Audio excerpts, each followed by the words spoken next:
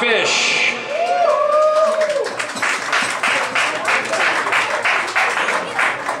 Thank you for the claps. I appreciate it. You guys have never seen my comedy before, so you know.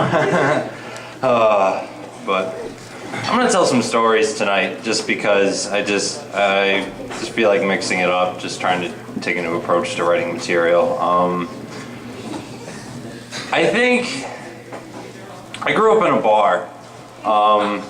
It wasn't my choice either. My parents bought a bar when I was about 5 years old because they thought that was the perfect environment to raise a child. And it kind of was. You really learned a lot of humbling life lessons, some obvious ones. I learned how to be a good wingman early on in my life. I learned this when I was about 11 years old, where our next door neighbor was a frequent patron of ours, and he used to go down to the bar. He used to also like babysit us. We called it the Ducky Daycare. His nickname was Ducky. He had one arm. Don't know why I'm telling you this, but he was just one of those just real down to earth characters. You know, just a blue collar guy. He just loved drinking, and my brother and I set the lawn on fire playing with gasoline one afternoon, and he happened to have caught the whole thing. We kind of went through this weird stage. We just like really enjoyed fire, just like most people do. It's just like it's just like a primal thing. When you just like see fire, you just like you're so focused on it that you're just like, how can I make this bigger? Sometimes you get a little out of control. Sometimes things escalate. Sometimes you find a can of gasoline in the shed that your father forgot to hide, and you know, things happen. So my brother and I set the lawn on fire. He helped us put it out quickly. Fortunately, it didn't get big enough that the fire department had to have been called. Living in the middle of nowhere, the whole place would have burned down by the time they got there. So the first thing he thought to do was just to take us both down back to the bar and explain everything that happened to my parents, and they were not surprised. My brother and I were basically terrorists growing up. My father has an itemized just breakdown of just everything that we've ruined in his life, from furniture to walls to cars. And so they decided to buy him drinks. He had a couple of drinks there, went back to the bar. They hooked him up with just a good sized 30 rack. And we went home a little bit later and decided to just keep hanging out with him, keep drinking, keep learning from him. Learned well into the evening, you know, a 50-year-old man, not married, just like I said, just drinking all afternoon, having to put up with me and my brother, just peppering him with questions. Like it was just like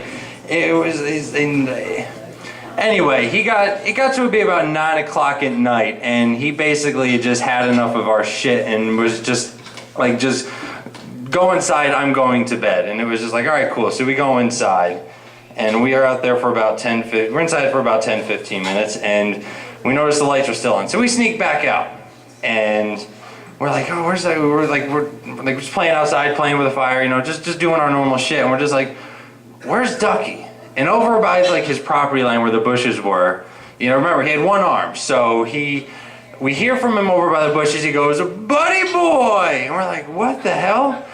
And we rush over to the bushes, and he fell down drunk. He didn't know, he basically missed his landing. Like the light was on in his front door that was basically, he just needed to get there, and he didn't. Like it was like a breeze must have just carried him over into the bushes.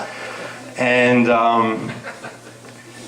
so my brother and I were 10, 11 years old respectively. We don't know what the hell to do. He fell down drunk. We can't pick him up. We're not strong enough. So we decide to give him a pillow and a blanket. My brother and I run inside, we cover him up, and you know, hey, have a good night. He's like, hey, thank you, thank you so much, boys. You have a good night. Go back inside. But we were out there taking care of him like like good people, like, you know, Samaritans, you know. My mother had come home and she didn't realize we were inside, so she came out the back door and saw us hanging out with Ducky. She's like, what are you guys doing? And we're just like, you know, Ducky, he fell down. And she was like, oh my God, is he okay? We're like, yeah, we gave him a pillow and a blanket. He's cool, he's out. Like he said not to worry, just told him to leave him there, and he'd figure it out in the morning.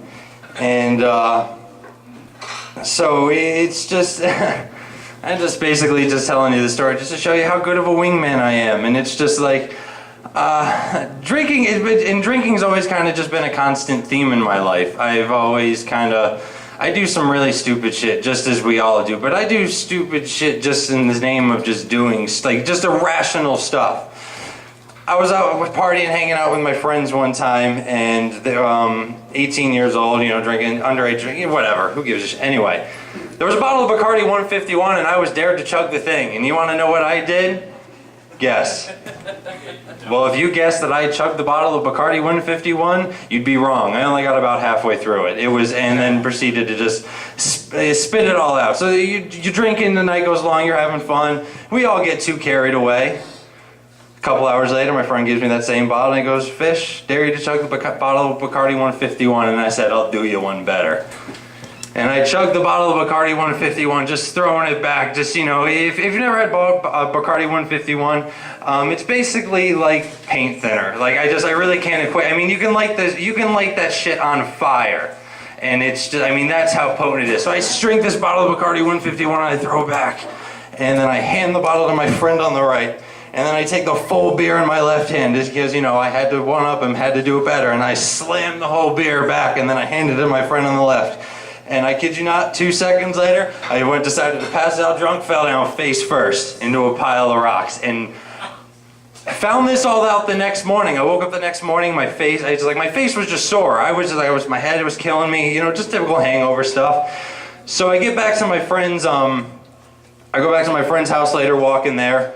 And it's like 6 o'clock in the morning. I got one shoe. I don't have a shirt. My shorts are. It's just like I'm just in a pair of shorts, just walking down the road. I can't believe nobody stopped to make sure that I was okay. Now that I'm thinking about it, it's just like if you saw an 18-year-old kid walking down the side of the road with only one shoe on, no shirt, his face messed up. Wouldn't you at least stop to ask do you need help? Are you okay? Do you got What happened to just I don't know, just thinking about that now, it's just that was kind of, but anyway.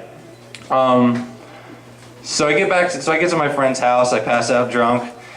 She lets me in, and then she wakes me up the next morning. She goes, "Fish, what the hell happened to you?"